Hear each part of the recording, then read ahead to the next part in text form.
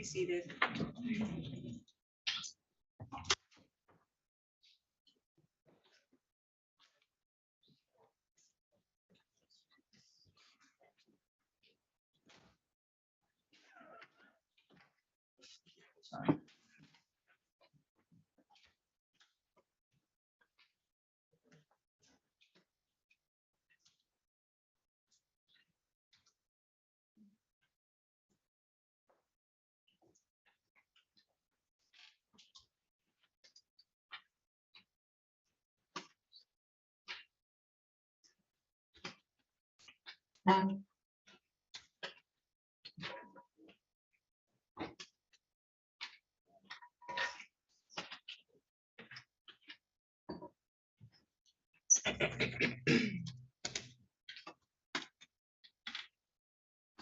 Okay, good morning, ladies and gentlemen. I'm going to get some people into the jury box here. We're going to start with juror seat number 1. It's going to be Monique Thakpe. You're going to go to juror number 1. Oh my God.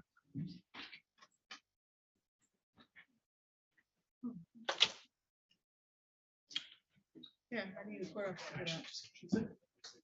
Seat number 1. They're from the bottom.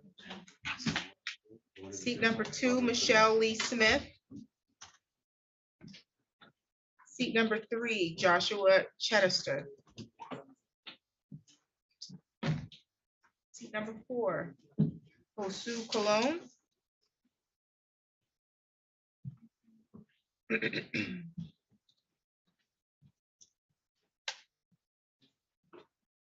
Seat number 5, Kathy Stombaugh. Number 6, Amanda Darnell.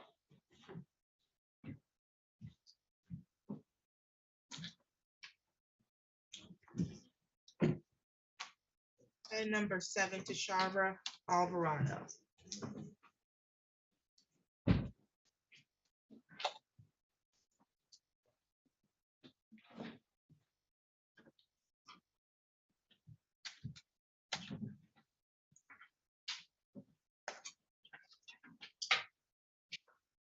Okay, thank you very much. And if everyone, both in the jury box and in the gallery, can fix their attention to the screen here, we have some instructions. Ladies and gentlemen, I am Judge Kristen D. Simmons, and it is my pleasure and privilege to welcome you to the 54A District Court of Ingham County. I know that jury duty may be a new experience for some of you. Jury duty is one of the most serious duties that members of a free society are asked to perform. Our duties of self-government could not exist without it. The jury is an important part of this court. The right to a jury trial is an ancient tradition and part of our heritage. The law says that both the person who is accused of a crime and the prosecution have a right to a trial, not by one person, but by a jury of 6 impartial persons. Jurors must be as free as humanly possible from bias, prejudice, or sympathy for either side. So we have someone who has difficulty hearing? Oh, okay. Thank you. Jurors must be as free as humanly possible from bias, prejudice, or sympathy for either side. Each side in the trial is entitled to jurors who keep open minds until the time comes to decide the case.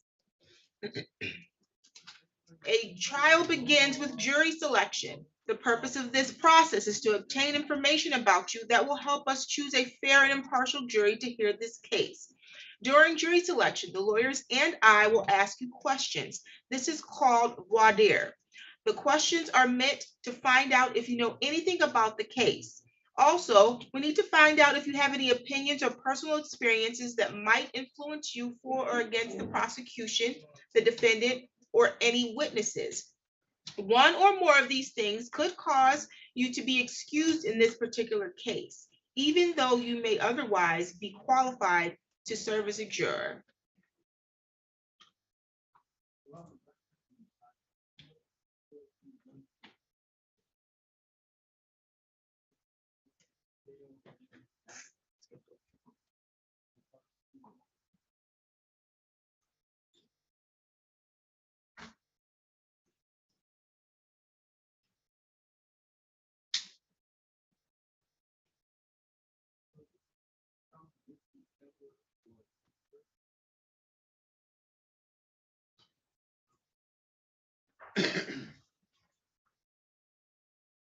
The questions may probe deeply into your attitudes, beliefs, and experiences. They are not to be an unreasonable prying into your private life. The law requires that we get this information so that an impartial jury can be chosen. If you do not hear or understand a question, you should say so. If you do understand it, you should answer it truthfully and completely. Please do not hesitate to speak freely about anything you believe we should know. During jury selection, you may be excused from serving on a jury in one of two ways. First, I may excuse you for cause. That is, I may decide that there is a valid reason why you cannot or should not serve in this case. Or a lawyer from one side or the other may excuse you without giving any reason for doing so. This is called a preemptory challenge. The law gives each side the right to excuse a certain number of jurors in this way. If you are excused, you should not feel bad or take it personally. As I explained before, there simply may be something that causes you to be excused from this particular case. I will now ask you to stand and swear to answer truthfully, fully, and honestly all the questions that you will be asked about your qualifications to serve as a juror in this case. If you have religious beliefs against taking an oath, you may affirm that you will answer all the questions truthfully, fully, and honestly. Can you all rise? Can you raise your right hand? Do you solemnly swear or affirm that you will truthfully and completely answer all the questions about your qualifications to serve as jurors in this case? If you do so, say I do. I do. Thank you. You can be seated. I'm not sure what's going on.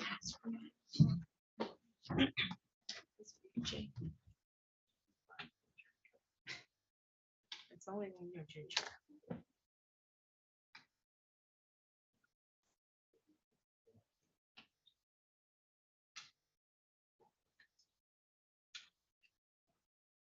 Okay.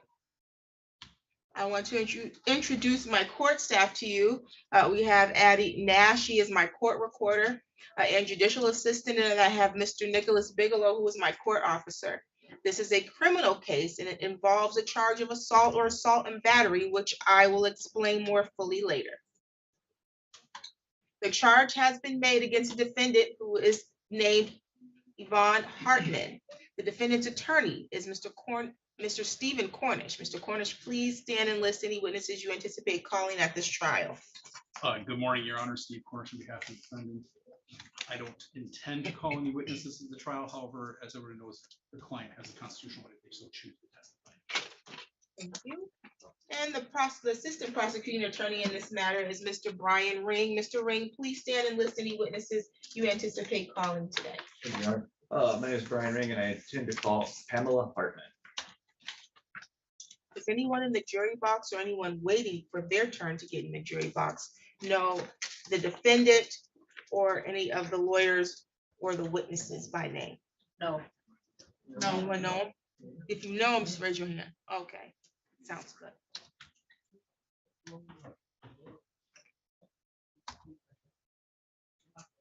We think this trial will last for one day. That means still in today.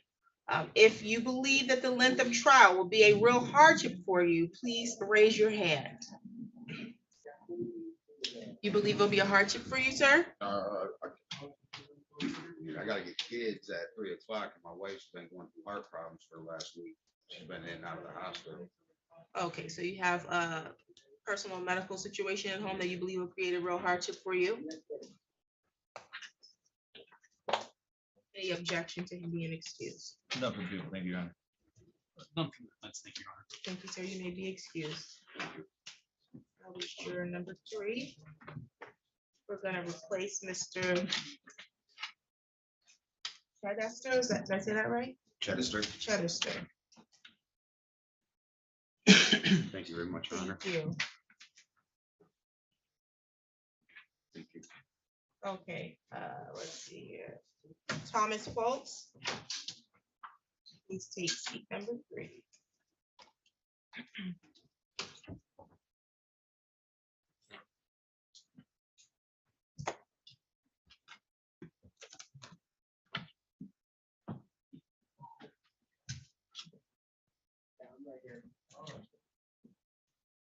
Anybody warm? Anybody need the fan on? Oh, sounds good. Okay, anyone else believe that staying today for trial is going to present a real hardship for them? Oh, very good. Some of you may have health problems that would prevent you from serving on a jury. For example, does anyone have a medical problem that makes them unable to sit for 2 to 3 hours at a time? Or does anyone have a sight or hearing problem? No. Sir, I have a torn meniscus, so it's sometimes difficult to sit for extended periods of time. I don't have anything torn and I can't sit for 2 to 3 hours at a time. So we're not sitting here for 2 to 3 hours at a time. We will take breaks. I usually do it at the top of the hour if it's appropriate to break due to what's going on in the courtroom. But we'll definitely have time for you to stretch and get fresh air or snacks or whatever is necessary. Anybody else have any issues? Okay. And no one having any sight or hearing problems? Can everyone hear me clearly? Yes. Yes. Thank you. Okay, this is a criminal case, and the paper used to charge the defendant with the crime is called a complaint. The complaint in this case charges the defendant, Yvonne Hartman, with the crime of assault and battery.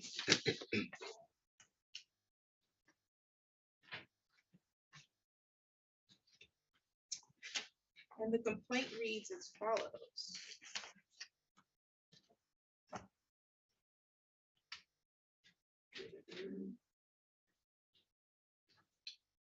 In the name of the people of the state of Michigan, the prosecuting attorney for this county appears before the court and informs the court that on or about May 21st, 2020, at 916 Call Street, located in the city of Lansing, Ingham County, state of Michigan, the defendant did allegedly commit the act of assault or assault and battery and did make an assault or assault and battery upon the following person, that being a Pamela Hartman, contrary to Michigan Compile Law 750.81.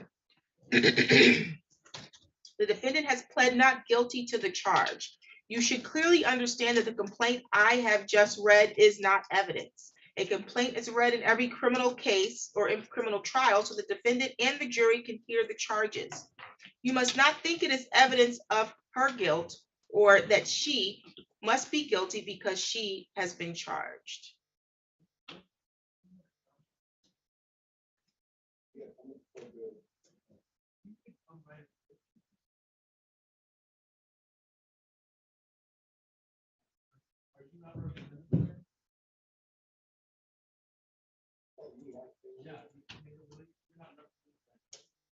Okay, person accused of a crime is presumed to be innocent.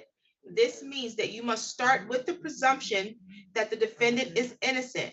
This presumption continues throughout the trial and entitles the defendant to a verdict of not guilty unless you are satisfied beyond a reasonable doubt that she is guilty.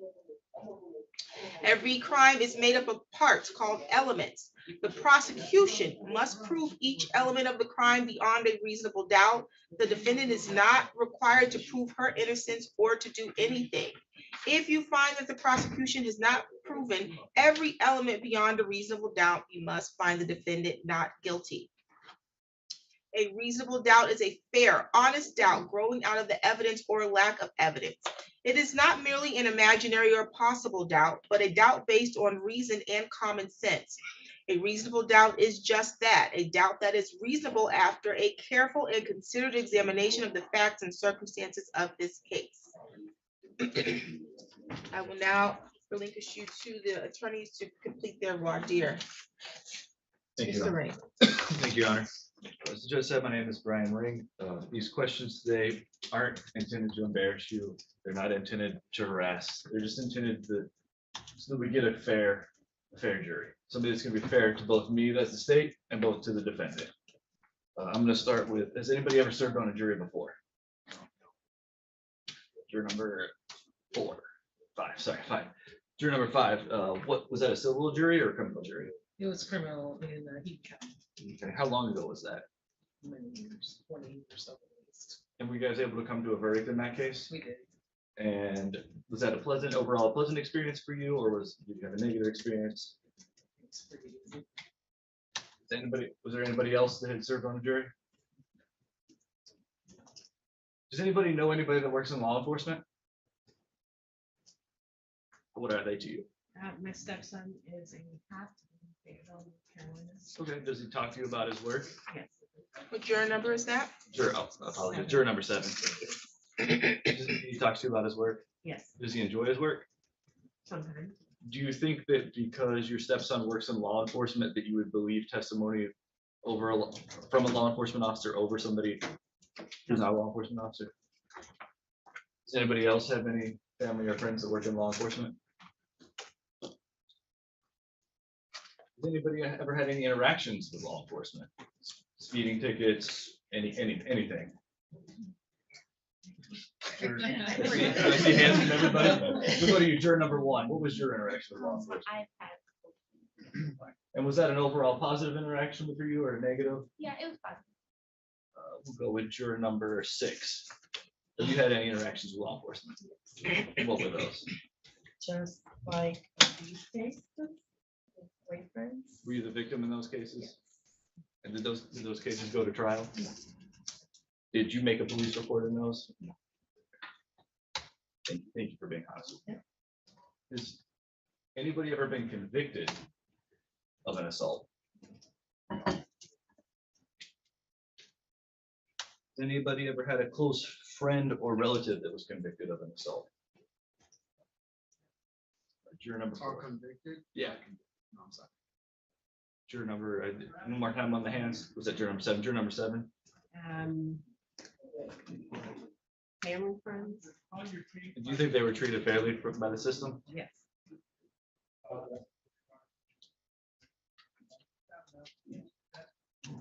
Juror number 3. I have to prove this case beyond a reasonable doubt. What does reasonable doubt mean to you?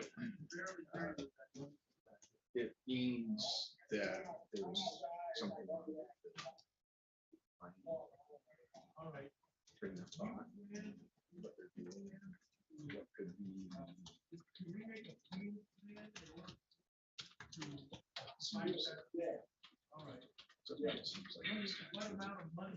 So if I can't tell you that the victim was wearing a yellow shirt on that day, is that enough reasonable doubt? No.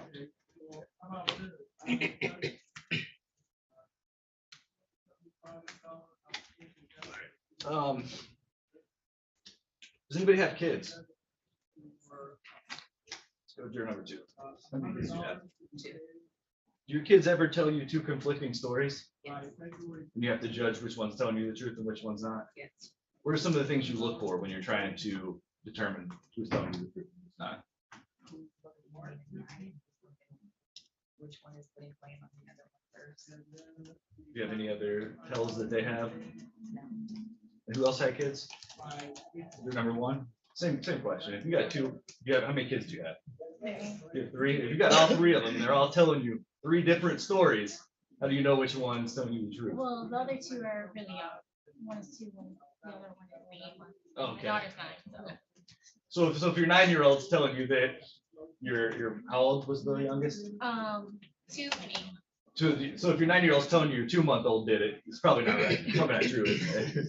All right, who else? Sorry, one more time. Let's go with juror number 4. How many kids do you have?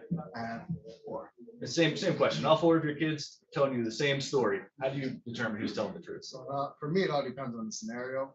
What was done was what's being accused by my kids, and just how their reaction and how their posture. Let's say it was cookies. One of them ate cookies. Only one of them ate the cookies. How are you gonna determine which one ate? Typically, my 2 younger boys has the evidence on their face. Okay. That's fair. So, That's fair. Just depends, I guess. If one of them comes running into the room saying, "I didn't do it," it's typically the one who did it. Fair. Not being accused. It just varies. In a case of assault and battery, how many of you would like to see some type of medical report or medical evidence?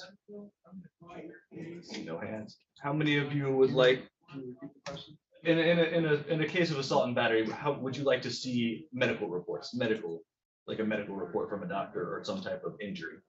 You're like, thank you. That was juror number 4. And if you didn't have any medical reports or or any injury during a report, would you be able to convict without that? I believe so. I mean, with photos and whatnot. Okay, thank you.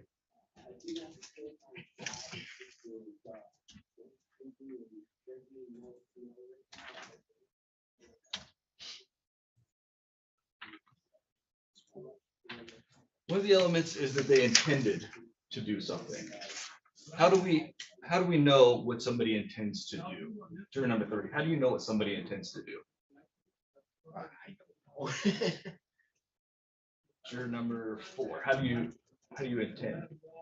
How do you know what somebody intends to do? Just by actions leading up to. Juror number 6, same question. How they act, I guess. Like you said. Let's take a car accident, for example. Say when you're driving, you're struck by another car. You both pull off the side of the road and get out and talk to each other. What do you use to gauge whether or not that driver intentionally hit you? How they act. Do you look at what you see before the impact? Would you look at their body language? Yep.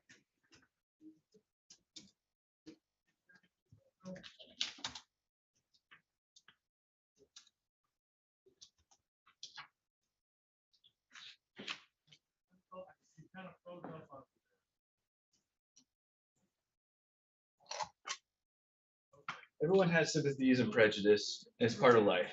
I don't need to know what yours are, but I need to know whether you can judge this case based on the evidence presented and not bring in your sympathies and your bias. Can everybody judge this case on the evidence presented and not any sympathies or bias? Yes. That was everybody, yes. I have no further questions, Your Honor. Thank you. Thank you, Mr. Cornish. Thank you, Your Honor.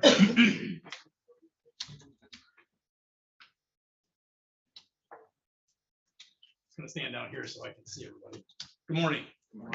Again, my name is Attorney Steve Cornish, and I have the privilege of representing this department here. Ladies and gentlemen, the good news for you is that I go second on everything, pretty much always. So my stuff is much shorter.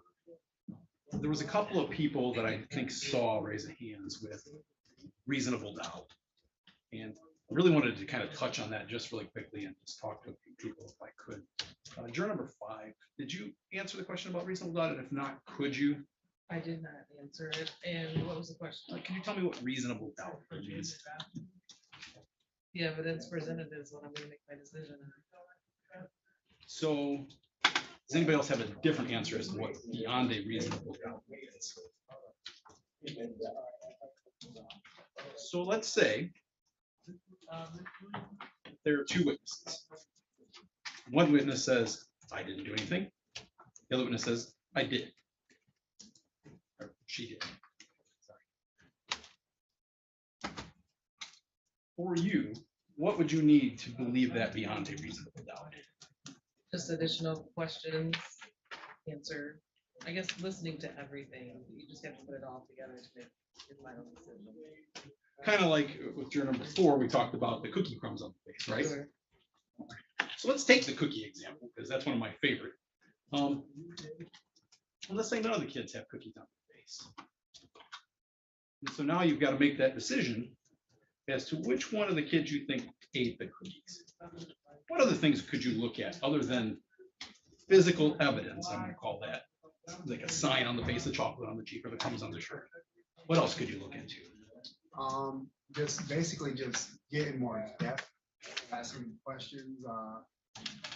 I mean, with this scenario, it's a little harder with kids, but just getting more in depth with the question, just kind of just seeing, paying attention to the details, their demeanor. And typically, if I can't find a reasonable doubt or who did it with a reasonable doubt, I just exclude everything, just shut it all down. Typically after that comes out. Number 2, nobody's really kind of picked on you very much yet, so I'm going to kind of work my way back down the line. Would you agree If you don't have that sign, that physical evidence, would you agree that maybe something called credibility would come into play? So the nice lady there is going to record us. We have to say yes or she gets upset. So, all right, thank you very much. Number one, can you describe what you think credibility means?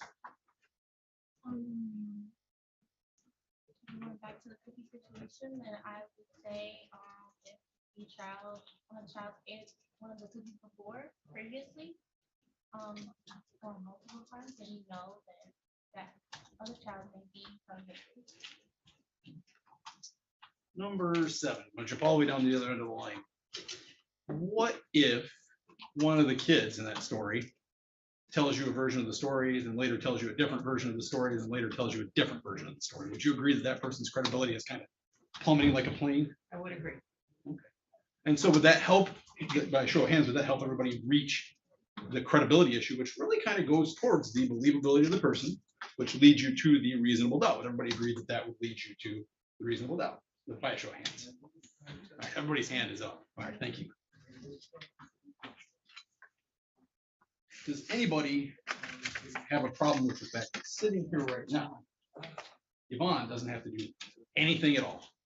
She can sit here this entire day and take notes or not take notes. She doesn't have to do anything. And right now, and throughout this entire trial, she's innocent unless the prosecutor here can prove to you beyond that standard, beyond a reasonable doubt standard. But everybody agree that that's okay. I'm seeing a lot of nodded hands, heads, and hands here. Thank you. Now, a lot of people don't know this, but in the United States, you do not have to testify ever as somebody accused of a crime. Does everybody understand that now that I told you that? Yes. Okay, now the judge is going to explain stuff like to you in the rules. If I say something, it's not a rule, it's not evidence. If the prosecutor says something, it's not a rule, not evidence. But be assured one of us would yell at each other if we started telling you something that wasn't true. And the judge will correct us if we're misstating the law to you. Okay? Everybody gets good with that? Yes. So, other than a guilty conscience, can juror number 3 tell me a reason why you wouldn't want to testify? Self-incrimination. Okay, so that's going back to the guilty conscience, Oh, right? yeah. So aside from the guilty conscience, why wouldn't you want to sit up there in that box and testify in front of a room full of people? What? Repeat that, I'm sorry. Is there a reason why you wouldn't want to do that? Oh, no. Okay. Can anybody, by a show of hands, can anybody think of a reason why you might not want to get up on that stand and testify, other than a guilty conscience? Number 4. Nerves? Nerves is great. Nerves is actually what I was kind of looking for. How many people like getting up in front of a schoolroom full of people and talking? Anybody want to do that? Now, let me ask you this. Do you want to do that when a trained, experienced person in a courtroom, a lawyer or otherwise, is asking you bullet point question after question after question after question while you're sitting in that hot seat? That might not, maybe that's a reason why you might not want to get up there. Would everybody agree to that? And so let's go back to that credibility thing, which again, the credibility lets you judge the witness, lets you judge the reasonable doubt. What do people think? Juror number 6, what do you think if somebody's sitting up there and they're nervous and they're sweating and they're shaking a little bit while someone's asking questions? What's the first thing that pops in your head when someone's sitting there doing that? They're scared, They're scared. they're worried, anxiety maybe. Okay. Could you think if that person's scared and shaking and sweating, they must be lying and guilty? Mhm. So would that be a good reason why somebody might not want to take the stand? Okay.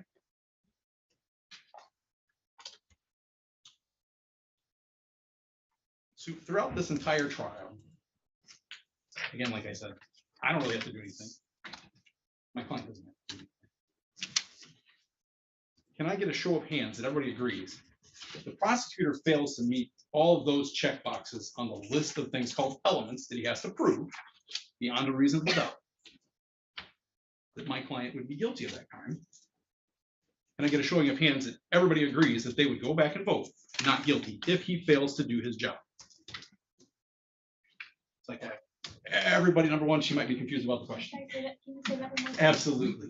So if the prosecutor doesn't do his, if I don't do anything, if I just sit here this entire day, I don't have coffee, but if I was sitting here just drinking my coffee and not doing anything, but he doesn't do his job, would you agree that the way our system is set up, that you should vote not guilty if he fails to meet his burden of proof? That, thank you. That was not journalable.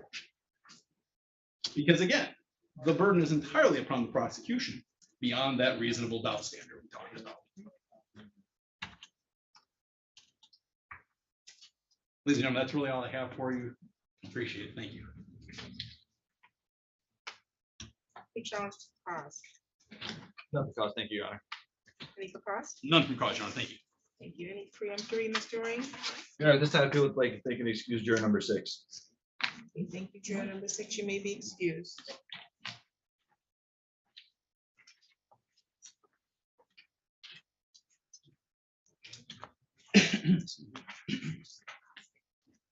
Thank you.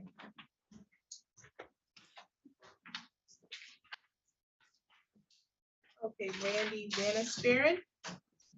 You're gonna take seat number 6.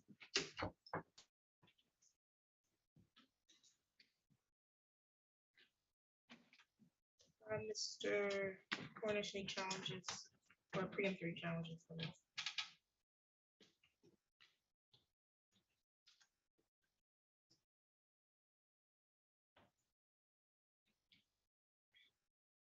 The defense would like to thank and excuse juror number 1, Connor. Thank you. Thank you, juror number 1. You may be excused. And replacing juror number 1 will be Lila Luato. Thank you. Thank you.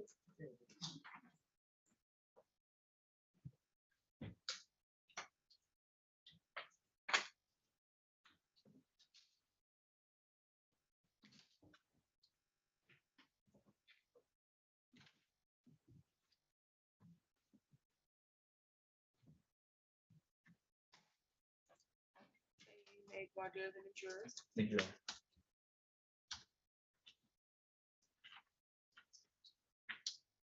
Juror number 1, I asked a lot of questions. Did you, were you able to hear all those? Yes, yeah, Do you have anything in there that you think that I might need to know? I don't think so. So briefly, what is beyond reasonable doubt mean to you? No questions left, nothing that could possibly incriminate or there's nothing, there's no questions left unanswered that are pertinent to deciding those parts of what. The elements? Yes. the So there's no questions as to the elements. Right. Okay, so if I couldn't tell you that she had, what color shirt she had on, that's irrelevant. Right, that doesn't, yes. Okay, thank you. And juror number 6, what is beyond a reasonable doubt mean to you? Thank you for that. Juror number 6, have you ever been convicted of any of a crime? You ever had any involvement with law enforcement? Speeding ticket. How'd that go for you? That was fine. Thank you. Juror number 1, same thing, involvement with law enforcement, No speaking tickets or anything. friends, family, law enforcement.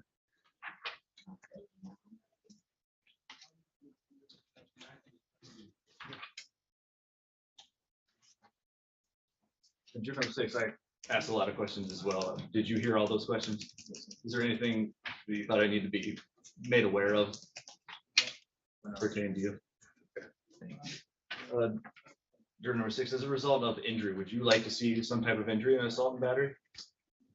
If there was injury, I'd like, try to see evidence. Injury is not an element in this crime. I don't have to prove that there was or was not an injury. Is everybody, are you okay with that, juror number 6? Juror number 1, are you okay that I don't have to prove if there was an injury or was not an injury? Is that a yes or no? Yes. She's recording, so. Yep, she sorry can't about hit that, yes. the uh-huhs and the uhs. Right, I have no further questions. Time. Thank you, Your Honor. Thank you, Mr. Cornish. Thank you, Your Honor. And six. Very briefly, did either of you have a different answer to any of my questions or didn't understand or hear some of them? I'm going to indicate that was juror number 6 and 1, both agreeing. I don't have any other questions. Thank you. Thank you. Mr. Ring, any challenges for cause? None for cause, Your Honor. Thank you. Mr. Cornish? No, Your Honor, thank you. Mr. Ring, any preemptory challenge? At this time, people would like to thank the excuse juror number 4, Your Honor. Excuse me. He was there the last time.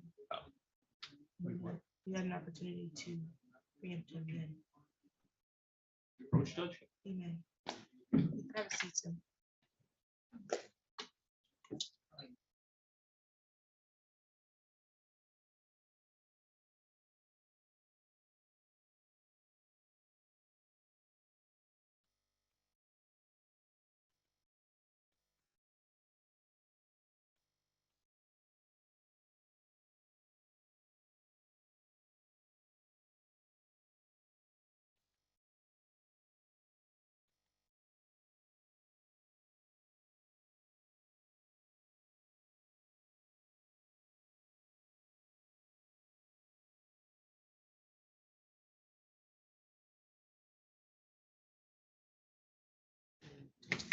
Okay, juror number 4, you can be excused. Thank you.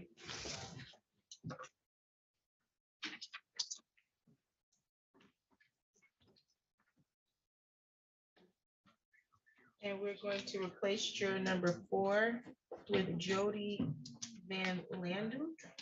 Did I say that right? Van Landit. Van Landit, thank you.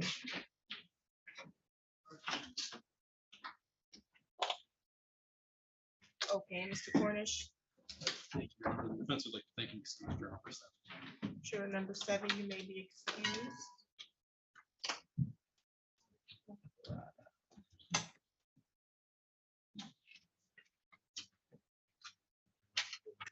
Thank you.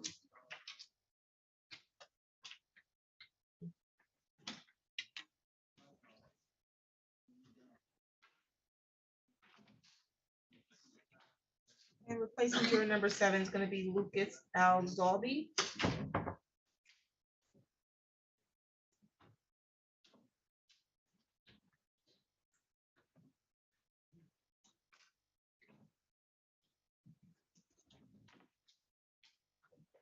Okay, you can go there.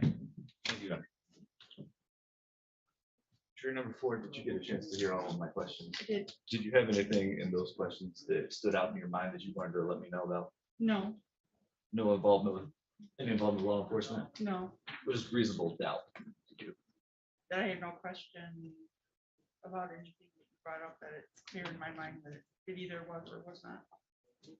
And how do you judge the credibility of someone? Based on the demeanor, the question, how they answer the questions, based on the situation. Thank you. Thank you. Juror number 7, what does reasonable doubt mean to you? Yes.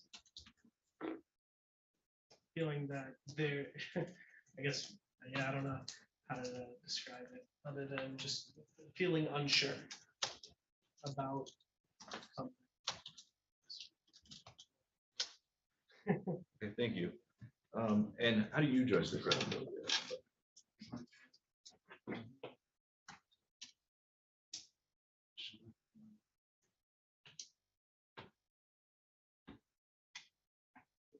Yes. Demeanor, the way they speak. Just listening to what they say. Maybe their history. Okay, thank you for that.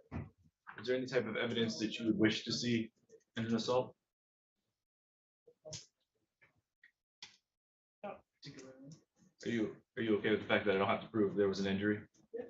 Juror number 4, are you okay with the fact that I don't have to prove there was an injury? Yes. Juror number 7, I asked a bunch of questions. Is there anything in that you feel you need to let me know about?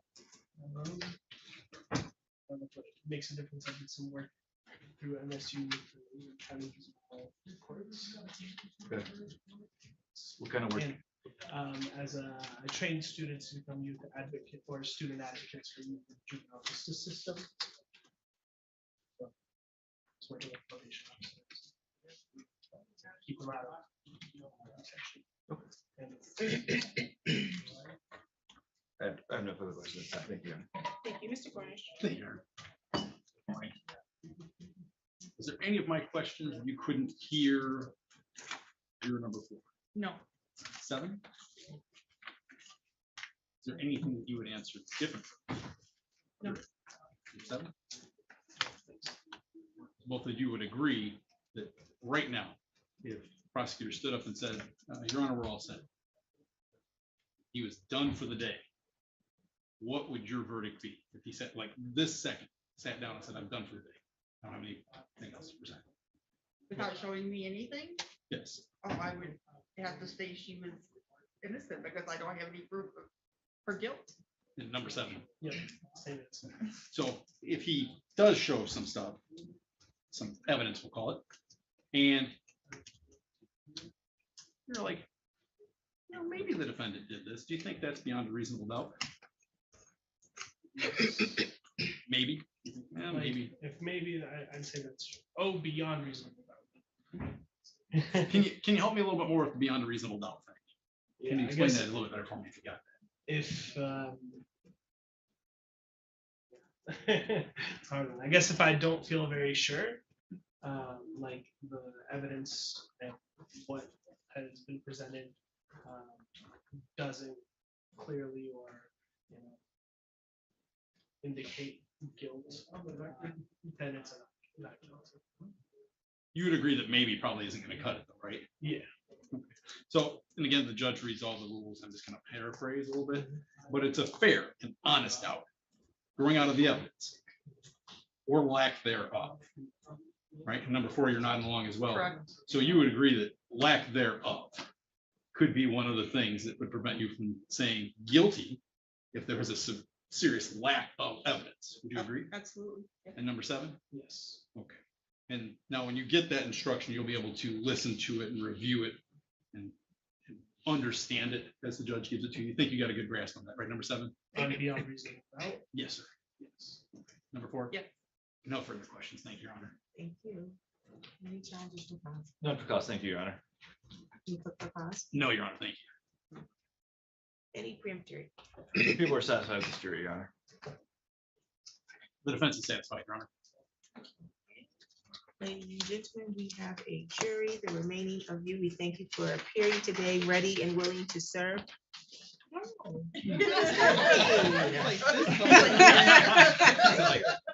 Don't give up too quickly. We don't know what's gonna happen tomorrow in courtroom. That side of the building, okay? You too may have your turn, but today you're off the hook. So thank you. Thank you for appearing. We're gonna release you with our deputy court administrator. The remaining of you, we're going to give you some more jury instructions before we let you go to lunch. All rise.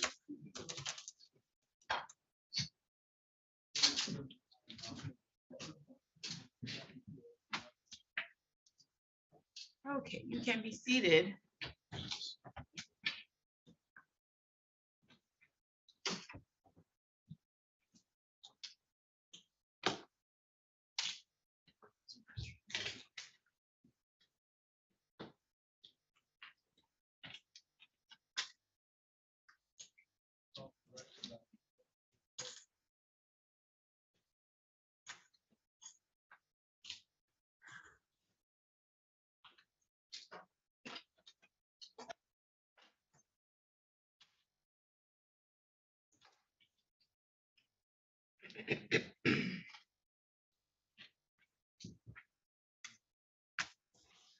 Okay, ladies and gentlemen of the jury, you have been chosen to decide a criminal charge made by the state of Michigan against one of your fellow citizens.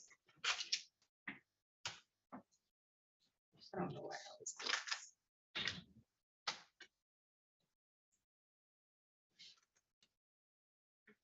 I will now ask you to stand and swear to perform your duty to try the case justly and to reach a true verdict. If your religious beliefs do not permit you to take an oath, you may instead affirm to try the case justly and reach a true verdict. Can you please rise? Raise your right hand. Do each of you solemnly swear or affirm that in the action now before the court, you will justly decide the question submitted to you, that unless you are discharged from the court from further deliberation, you will render a true verdict, and that you will render your verdict only on the evidence introduced and in accordance with the instruction of the court. If you do so, say I do. I do. Thank you. You can have a seat.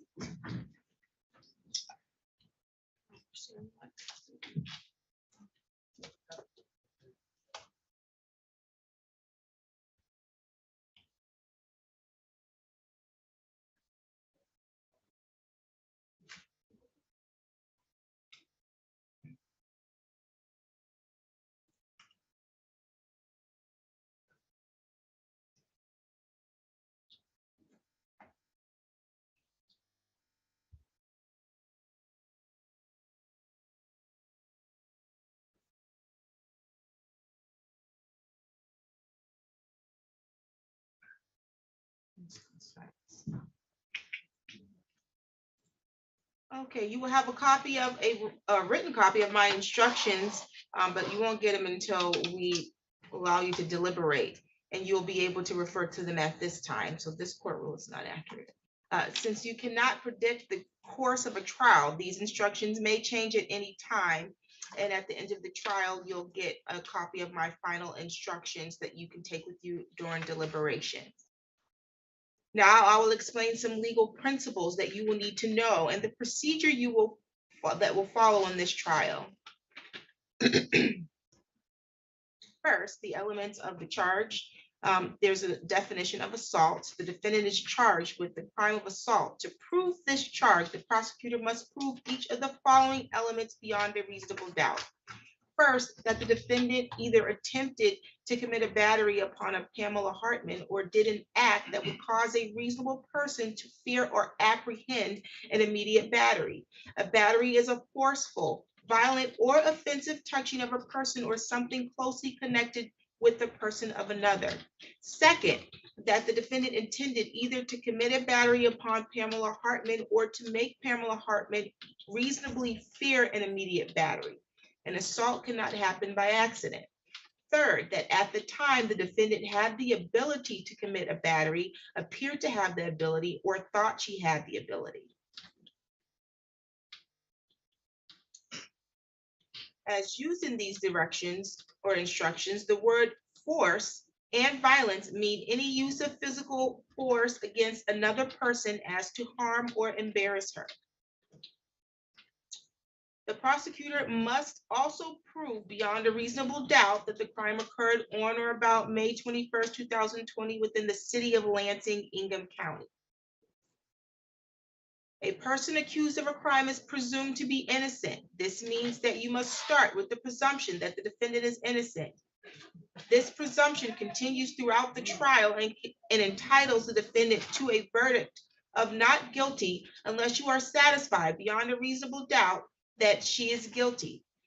Every crime is made up of parts called elements. The prosecutor must prove each element of a crime beyond a reasonable doubt. The defendant is not required to prove her innocence or to do anything. If you find that the prosecutor has not proven out every element beyond a reasonable doubt, then you must find the defendant not guilty. A reasonable doubt is a fair and honest doubt growing out of the evidence or lack of evidence. It is not merely an imaginary doubt or possible doubt, but a doubt based upon reason and common sense. A reasonable doubt is just that, a doubt that is reasonable after a careful and considered examination of the facts and circumstances of this case.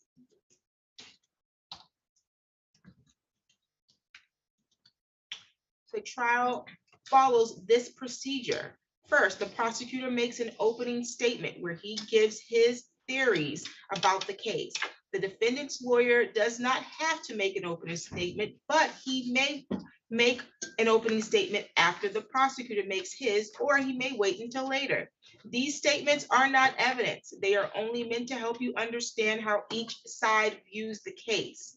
Next, the prosecutor presents his evidence. The prosecutor may call witnesses to testify and may show you exhibits like documents or objects. The defendant's lawyer has the right to cross-examine the prosecutor's witnesses. After the prosecutor has presented all of his evidence, the defendant's attorney may also offer evidence, but does not have to. By law, the defendant does not have to prove her innocence or produce any evidence. If the defense does call any witnesses, the prosecutor has the right to cross-examine them. The prosecutor may also call witnesses to contradict the testimony of the defense witnesses. After all the evidence has been presented, the prosecutor and the defendant's lawyer will make their closing arguments. Like opening statements, these are not evidence. They are only meant to help you understand the evidence in the way each side sees the case. You must base your verdict only on the evidence. My responsibilities as the judge in this trial are to make sure that the trial is run fairly and efficiently, to make decisions about evidence, and to instruct you about the law that applies to this case. You must take the law as I give it to you. Nothing I say is meant to reflect my own opinions about the facts of the case. As jurors, you are the ones who will decide this case. Your responsibility as jurors is to decide what facts of the case are, or what the facts of the case are. This is your job and no one else's. You must think about all the evidence and all the testimony and then decide what each piece of evidence means and how important you think it is. This includes how much you believe what each of the witnesses said. What you decide about any fact in this case is final.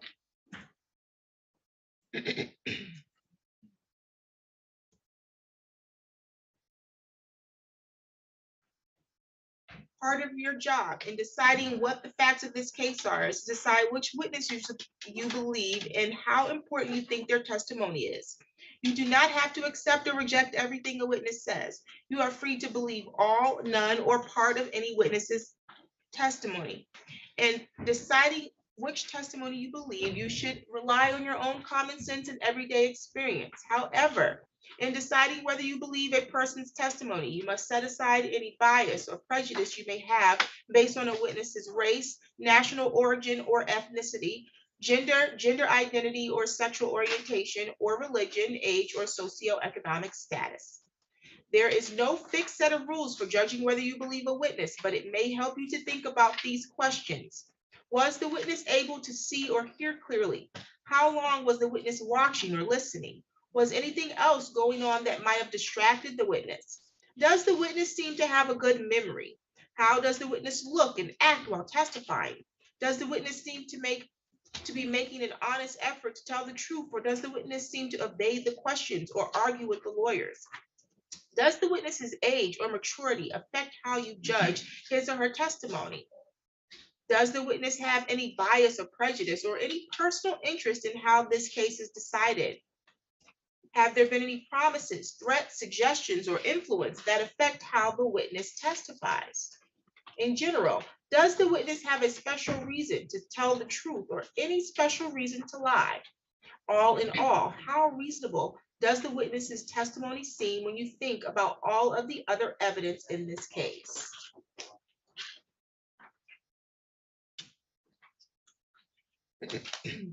When it's time for you to decide the case, you are only allowed to consider the evidence that was admitted in the case. Evidence includes only the sworn testimony of witnesses, the exhibits admitted into evidence, and anything else I tell you to consider as evidence. The questions the lawyers ask the witnesses are not evidence. Only the answers are evidence. You should not think that something is true just because one of the lawyers asks questions that assume or suggest that it is. I may ask some of the witnesses questions myself. These questions are not meant to reflect my opinion about the evidence. If I ask questions, my only reason would be to ask about things that may not have been fully explored. During the trial, you may think of an important question that would help you understand the facts in this case. You are allowed to ask such questions. You should wait to ask questions until after a witness has finished testifying and both sides have finished their questioning. If you still have an important question after this, do not ask it yourself. Raise your hand, write the question down, and pass it to my court officer, and he will give it to me. Do not show your question to the other jurors. If your question is not asked, it is because I determined under the law that the question should not be asked. Do not speculate about why the question was not asked. In other words, you should draw no conclusions or inferences about the facts of the case, nor should you speculate about what the answer might have been. Also, in considering the evidence, you should not give greater weight to testimony merely because it was given in answer to questions submitted by members of the jury. If you cannot hear something that is said or presented, or if you cannot see a witness or evidence, please raise your hand immediately. During the trial, the lawyers may object to certain questions or statements made by the other lawyers or witnesses. I will rule on these objections according to the law. My rulings for or against one side or the other are not meant to reflect my opinions about the facts of the case.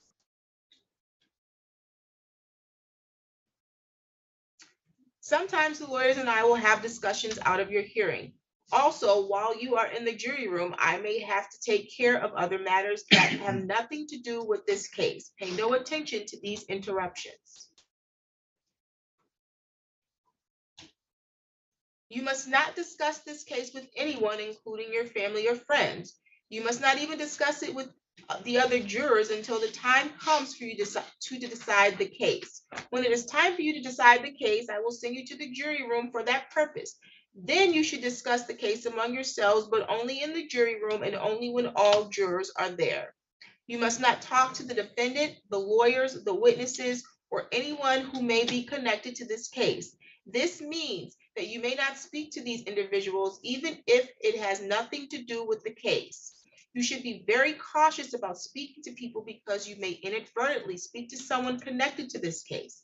This restriction is necessary to avoid even the appearance of any improper conduct on any person's part. If anyone tries to discuss the case with you or in your presence, please tell them to stop. Explain that you are a juror and you are not allowed to discuss the case. If they continue, leave. Report the incident to my court staff as soon as you return to court. When the trial is over, these restrictions no longer apply. When the trial is over, you may, if you wish, discuss the case with anyone. During the trial, do not read, listen to, or watch any news reports about the case. Under the law, the evidence you consider to decide the case must meet certain standards. For example, witnesses must swear to tell the truth, and the lawyers must be able to cross-examine them. Because news reports do not have to meet these standards, they could give you incorrect or misleading information that might unfairly favor one side.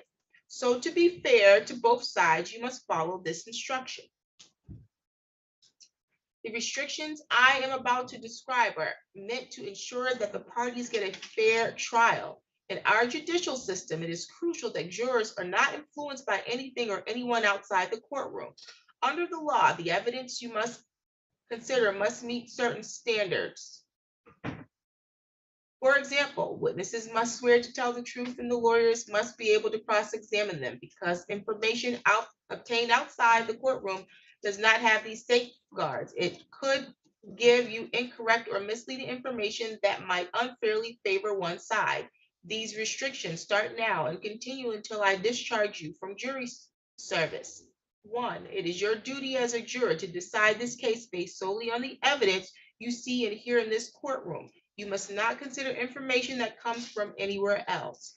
This means that until you deliver your verdict, you must not read, watch, listen to, or receive any information, including opinions or commentary about the case, whether in newspapers, on television, the radio, internet, or on social media platforms.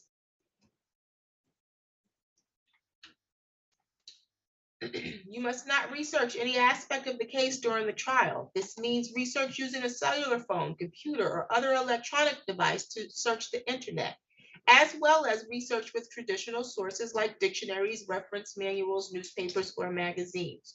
You must not investigate the case on your own or conduct any experiments concerning the case, including investigation or experiments using the internet, cellular phones, computers, or other electronic devices.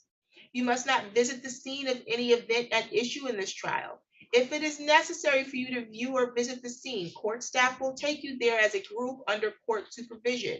You must not consider as evidence any personal knowledge you have of the scene. You must not share any information about this case by any means, including cellular phones or social media. This means that even if you are not discussing the case with someone, you may not post any information about the case on social media websites or in any other manner. If you discover that a juror has violated my instructions, report it to my court staff. You may take notes during the trial if you wish, but of course you don't have to. If you do take notes, you should be careful that it does not distract you from paying attention to all the evidence. When you go to the jury room to decide your verdict, you may use your notes to help you remember what happened in the courtroom. If you take notes, do not let anyone except the other jurors see them during deliberations. Your notes will not be examined by anyone, and when your jury service concludes, your notes will be collected and destroyed. Everyone has a notepad and pen? Oh, excellent. You can see that I have chosen a jury of 7, or we have chosen a jury of 7. After you have heard all of the evidence and my instructions, we will draw lots. That means we're going to pick names to decide which one of you will be dismissed to form a jury of 6. So one of you is going to be serving as the alternate. Possible penalty should not influence your decision. If you find the defendant guilty, it is the duty of the judge to fix the penalty within the limits provided by law. I may give you more instruction during the trial after all the evidence has been presented. You will hear the lawyer's closing arguments.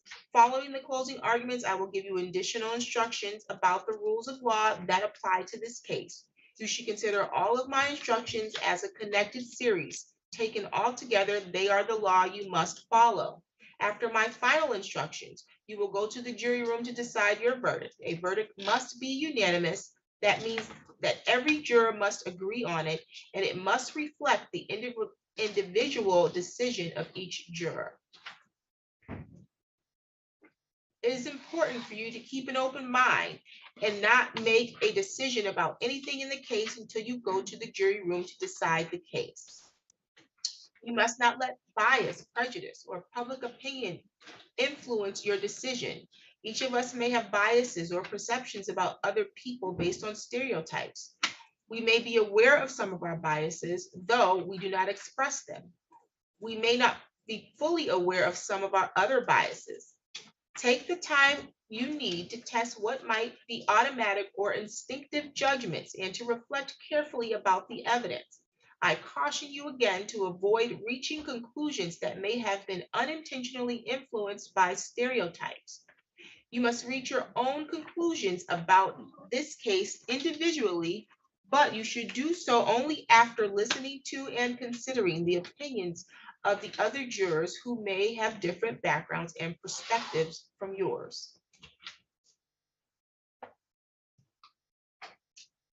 Okay, it is just about 12:30, so I need to give you a break. We're going to break for 30 minutes. Well, we'll be back at the top of the hour, and then we'll proceed with opening statements. Remember that you are under oath to serve as jurors. You all have a juror tag. You're not to speak with anyone that is connected to this case, so you do need to be careful because you don't know who may be connected to this case. If you feel while you're away that someone has violated those rules, you'll let my court staff know immediately upon return. So I'm going to release you to lunch, and then a court will be re-adjourned at 1 o'clock.